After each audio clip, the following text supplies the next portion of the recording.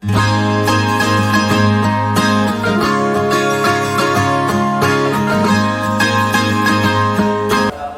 warahmatullahi wabarakatuh. Waalaikumsalam warahmatullahi wabarakatuh.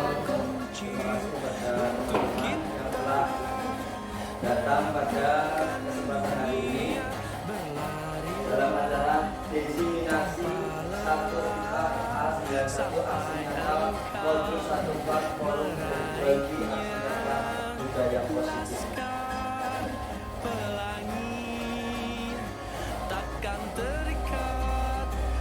Tujuan pembelajaran khusus pada hari ini yang pertama, CGP memahami keterkaitan konsep budaya positif dengan materi pada modul 1.1, 1.2, dan 1.3.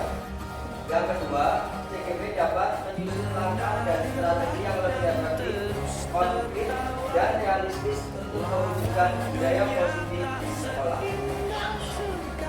Koneksi antar materi yang pertama adalah modul 1.1 tentang filosofi KHD.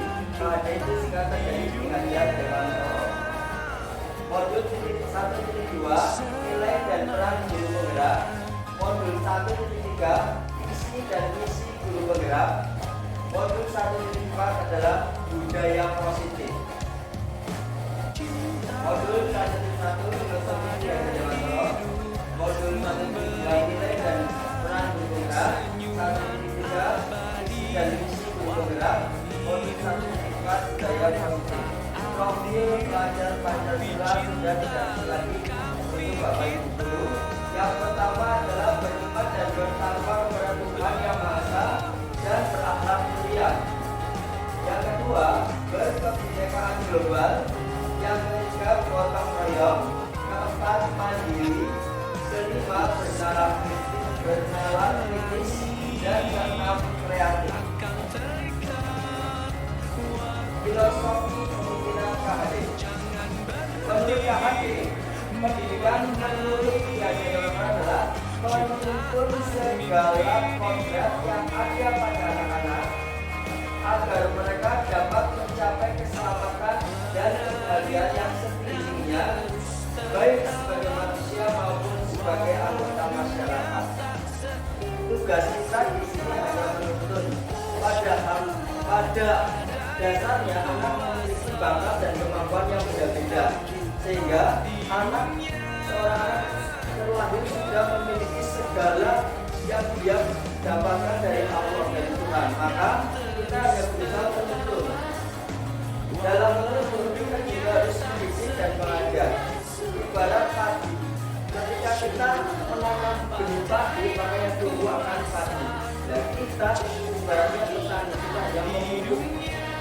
Maka kita di sini ada menuntun supaya anak selamat dan bahagia mencapai keselamatan dan kebahagiaan yang setinggi-tingginya, baik sebagai manusia maupun sebagai anggota masyarakat. Sehingga di sini kita hanya menuntut anak sesuai dengan kodrat alam dan kodrat zamannya.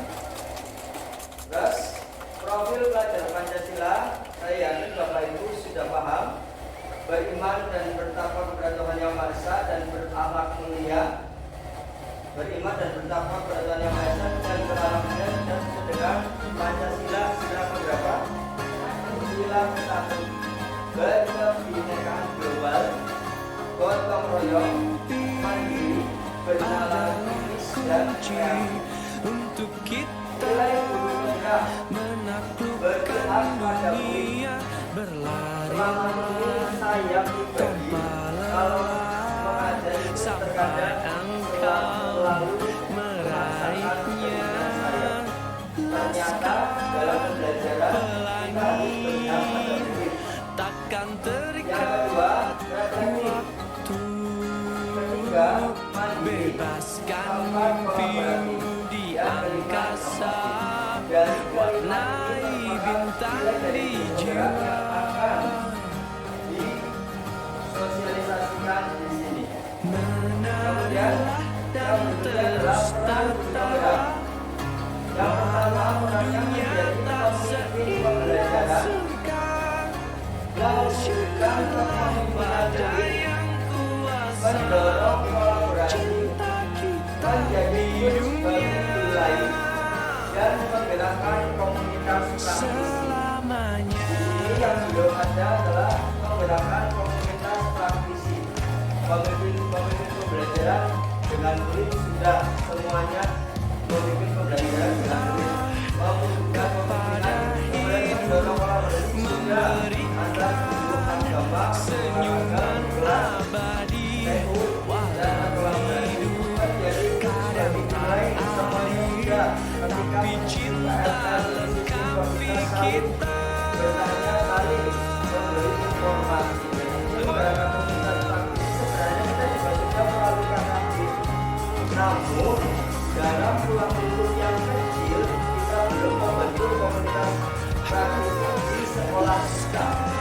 Caranya juga kita sudah bisa tapi baru ada beberapa ternyata cara membentuk komunitas praktisi ini ternyata dan juga dalam mimpi di bumi. Di sini Pak Irfan dan Bu Nana sudah bisa mulai Pak Joni yang nanti sudah banyak dari sekolah kita sudah bisa membentuk komunitas praktisi.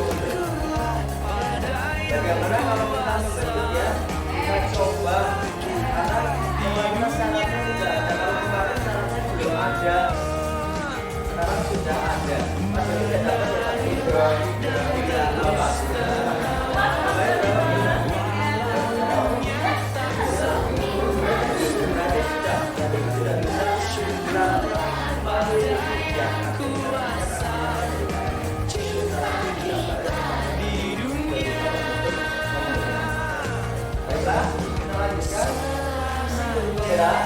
Mewujudkan generasi yang unggul dalam prestasi, menguasai dan memiliki masa depan yang berkarakter profil belajar Pancasila. Ini waktu itu saya menyusun visi saya, tapi ternyata terlalu panjang, terlalu kuat. Ternyata dalam menulis visi ini tidak serta-merta kita yang bagus itu yang panjang. Ternyata yang panjang itu belum tentu bagus. Ternyata yang diharapkan yang simpel tapi bermakna, tidak perlu ngaluara kata-kata panjang. Ternyata nggak bisa dijangkau. Ternyata visi saya ini terlalu panjang, maka nanti akan saya revisi ya, saya revisi agar tidak terlalu panjang. Cara merevisinya juga melalui tahapan bagja. Jadi ada tahapan bagja. Ini ada sebagai singkatan. B-nya buat pertanyaan umum, sampai buat pertanyaan utama. Yang A-nya ambil pelajaran, yang B-nya gali mimpi. Makanya kemarin kita sudah bisa menggali mimpi. Terus yang D jabarkan rencana, yang A atur eksekusi. Ini tahapan membuat visi dan misi. Nah kemarin sebelum kita tahu seperti ini, saya buat visi. Buat tidak visi saya kemarin ini sebelum ada bagian. Nah saya itu ada bagian. Dari sini apa ada yang harus ditanyakan tentang bagian? Jadi singkatan. B-nya buat pertanyaan utama. Hanya ambil pelajaran. D-nya kali mimpi. D-nya jawaban rencana atau eksekusi.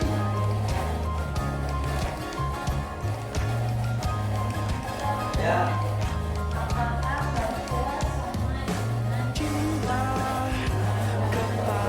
Apa ada pertanyaan dari kita? Apakah tahapan bagian sama dengan analisis SWOT?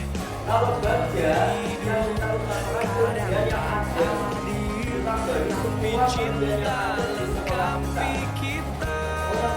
Yang sebenarnya yang bagian semua.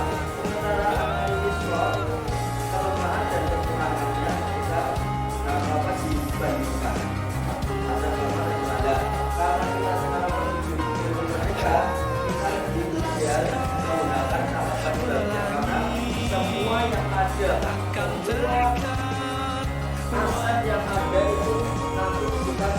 Jadi berbeda dengan analisis itu ada kelemahan dan kekurangan tidak. Kita tidak memberikan kelemahannya, tapi kita keunggulannya yang kita tampilkan. Terima kasih atas pertanyaannya yang sangat luar biasa. Kita lanjutkan. Manfaat kerja menjalankan tahapan apresiasi kerja, membantu calon diri penggerak dalam merancang program berorientasi pada kepemimpinan politis PDIP dengan mempertimbangkan aspek yang dimiliki sekolah. Kegiatannya yang pertama jelas berpedoman dan yang kedua mengoptimalkan aset yang dimiliki sekolah, baik dari segi anak maupun dari fasilitas sekolah. Bahkan tidak dapat kita akan bisa berkolaborasi dengan yang lain. Dan akhirnya setelah melalui Prakarsa perubahan tadi melalui kerja, Prakarsa perubahan ini penggerak saya ganti menjadi mewujudkan siswa berprestasi yang religius. Hanya simpel. Saya ingin jadi karena kemarin itu visinya yang tadi itu terlalu panjang,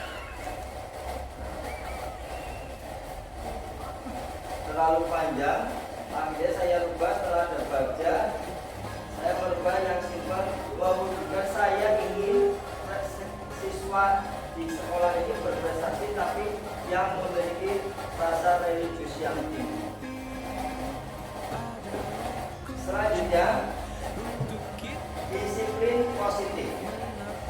Disiplin positif adalah cara menerapkan sikap disiplin yang bertujuan untuk menumbuhkan kesadaran tentang memberdayakan anak mandiri melakukan sesuatu tanpa iming-iming hukuman, sokongan, ancaman maupun hadiah.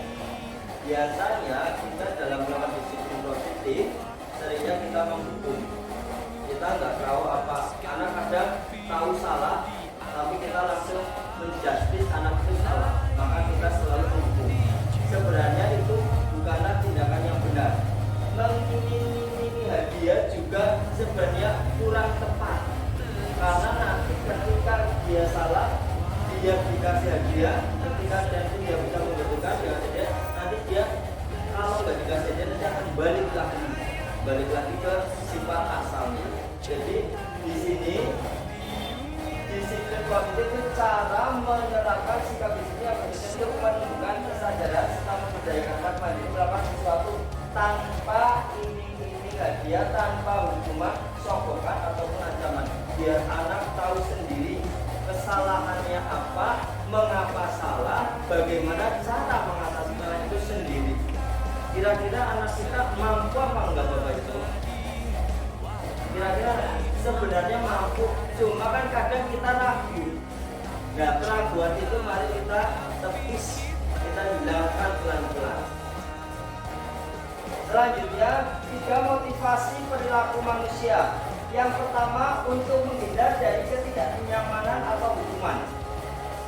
Yang kedua, untuk mendapatkan imbalan atau penghargaan dari orang lain. Ketiga, untuk menjadi orang yang mereka inginkan dan menghargai diri sendiri dengan nilai-nilai yang mereka percaya. Ini 3 motivasi perilaku manusia. Hampir manusia ini sebagian besar memiliki motivasi 3 ini: menghindari dari ketidaknyamanan atau hukuman, selalu menghindari kalau ada kesalahpahaman, hukuman itu selalu menghindari. Mendapatkan imbalan atau penghargaan dari orang lain, motivasi perilakunya ini, perilaku untuk mendapatkan imbalan dan penghargaan. Menjadi orang yang mereka inginkan dan menghargai diri sendiri dengan nilai-nilai yang mereka percaya. Ini 3 motivasi perilaku manusia. Nah, sementara ada 5 kebutuhan. Tadi ada motivasi karena ada kebutuhan. Kalau tidak ada kebutuhan, mungkin motivasinya nggak ada, karena ada kebutuhan maka ada motivasi. Atau ada motivasi karena memiliki kebutuhan. 5 kebutuhan dasar manusia. Yang pertama adalah kebutuhan bertahan hidup. Semua manusia jelas memiliki kebutuhan bertahan hidup. Manusia memiliki 3 kebutuhan. kebutuhan pokok, sekunder, dan tersier. Yang ditambahkan adalah kebutuhan pokoknya terlebih dahulu. Yang kedua, kasih sayang dan rasa diterima, kebutuhan untuk diterima. Yang ketiga, penguasaan, kebutuhan pengakuan atas kemampuan. Yang keempat adalah kebebasan, kebutuhan anak akan pilihan. Yang kelima, kesenangan, kebutuhan untuk merasa senang. Ini kebutuhan dasar manusia. Meskipun nanti di satu ini ada poinnya bermacam-macam. Nomor 2 itu ada tapi poin dasar dari pembelajaran ini adalah kebutuhan untuk kita menaklukkan dunia. Ada juga 5 posisi kontrol. Yang pertama pembuat, yang kedua pembuat teman, di sini kita posisi kontrol ini bisa kita gunakan saat kita melakukan identifikasi anak yang berhasil. Tapi di angkasa warnai bintang di jiwa. Misalnya ada anak yang terlambat sekolah, datang langsung, kamu terlambat sekolah kenapa? Lalu dia jawab, dia belum bisa masih jawab. Biasa kamu lari, kamu gak boleh begitu terus. Tiap hari terlambat kamu harusnya kita tanya yang betul, jangan dulu marah, tapi kan dalam manusia. Tapi sebaiknya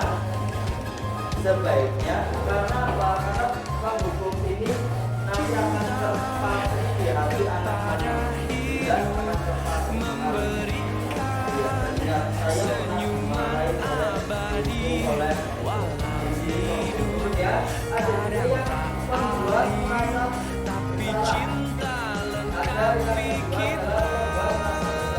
Tuh, gara-gara kamu telah bersekolah, jadi yang lainnya juga seolah bersalah sekali.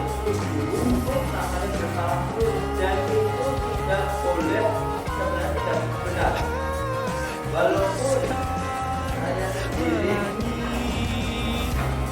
melakukan ini, tapi ternyata setelah belajar ini, berarti saya kalau ada yang bisa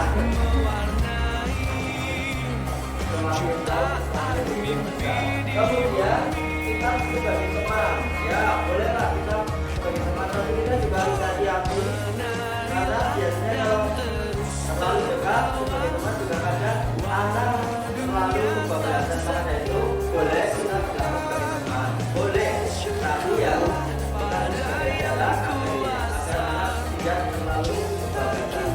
Ya sebagai pemantau, oh kenapa sih kamu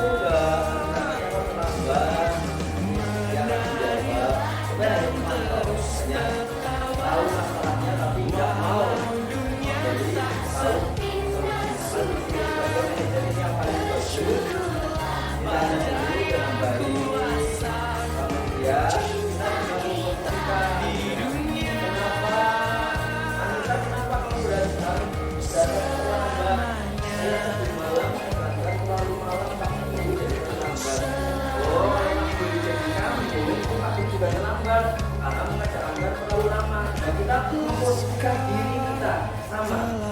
Nah setelah itu kita tanya apakah berangkat terlambat sekolah itu baik. Nanti anak jangan dia bilang nggak baik. Dan kenapa nggak baik? Karena sebelum pembelajaran kan kita selalu membuat keyakinan kelak datang tepat waktu. Nah setelah itu nanti kita mencari solusi. Dan terus yang solusi biar anak, terus biar kamu besok nggak terlambat apa yang kamu lakukan. Saya besok akan mengerjakan PR setelah pulang sekolah pagi sehingga saya tidak terlalu malam. Nah itu solusinya. Terus apa yang kamu lakukan sekarang? Nanti dia akan jawab, saya minta maaf Pak, kalau saya tidak akan terlambat lagi. Itu harapannya di posisi manajer. Jadi anak merasa senang, merasa nyaman, tidak dihukum, dan kita tidak dicap sebagai guru yang salah.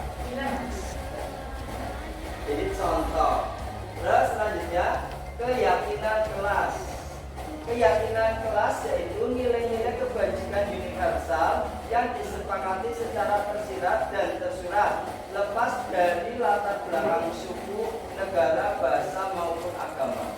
Jadi ketika keyakinan kelas itu nanti kita ambil kayak kesepakatan kelas. Sebelum pembelajaran kita tanya, apa sih suasana dalam di jiwa,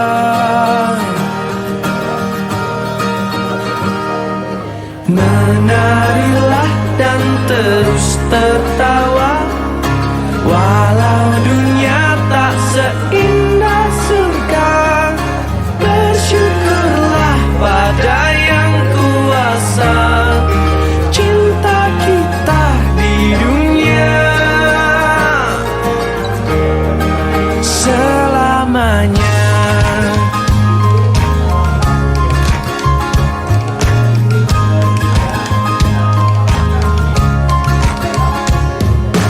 Cinta kepada hidup, memberikan senyuman abadi, walau hidup kadang tak adil, tapi cinta lengkapi kita.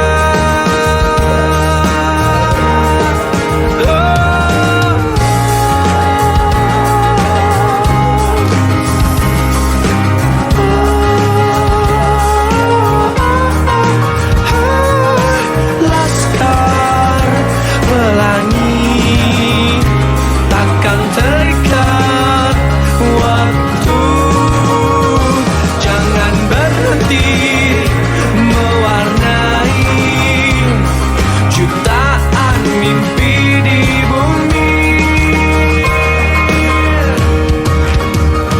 Oh! Menarilah dan terus tertawa, walau dunia tak seindah surga.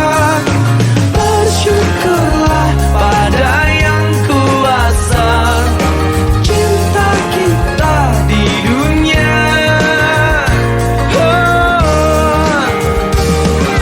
Menarilah dan terus tertawa, walau dunia tak seindah surga.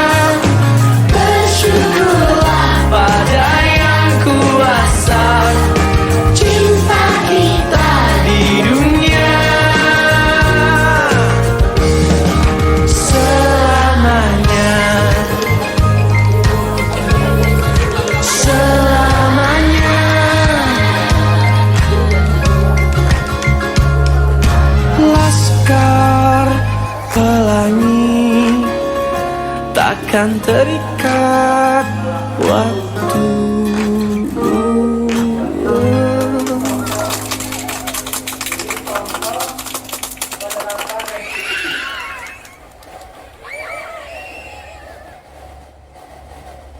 ini waktu itu ya ini harusnya video. Ini waktu saya penerapan segitiga restriktif di kelas 6. Nah ini ada 2 murid. Yang murid pertama ini karena waktu itu Bagas ini karena terlambat datang sekolah. Terus yang kedua ini bukan karena terlambat datang sekolah, ini karena waktu itu tidak menggunakan sepatu berwarna hitam. Maka kita gunakan penerapan segala restitusi, seolah-olah ditanya kenapa terlambat. Nah, ketika terlambat ketika ditanya langsung dia nanti menjawab alasannya, kita dengarkan, nanti kita ikut. Oh iya, kalau Pak Guru jadi kami itu ya seperti itu. Nah kalau sudah, terus apa yang akan kamu lakukan? Terus, kamu terlambat apa? Nah terus setelah itu, sekarang kamu mau apa supaya bisa memperbaiki diri kamu? Kita beri pertanyaan anak itu dengan santai, dengan tenang, tapi anak itu bisa mencari solusi sendiri. Dengan cara ini, insya Allah nanti anak-anak ini nanti akan bisa disiplin tanpa harus dihukum, tanpa harus dipaksa. Dan di sini juga sebenarnya video tentang perasaan setelah penerapan ada restitusi. Ya, mungkin hanya ini yang dapat kami sampaikan. Terima kasih. Salam guru penggerak. Semoga tergerak, bisa bergerak dan menggerakkan tubuh. Terima kasih.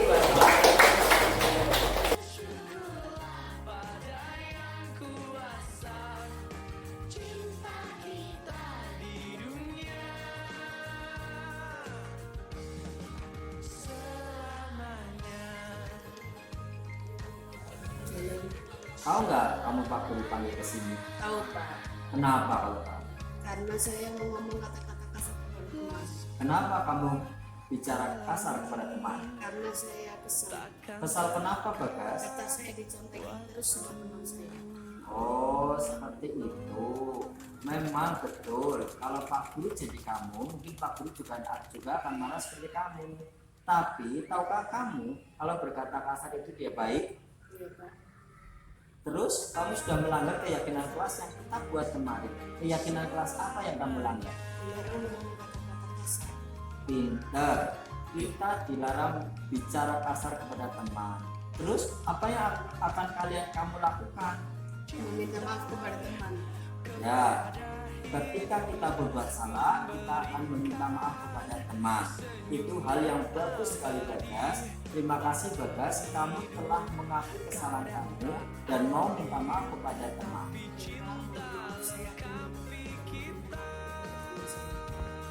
Nah, Iya Pak, tahu nggak kenapa Pak Guru memanggil kamu ke sini? tahu Pak, Kenapa coba? karena saya terlambat berangkat sekolah.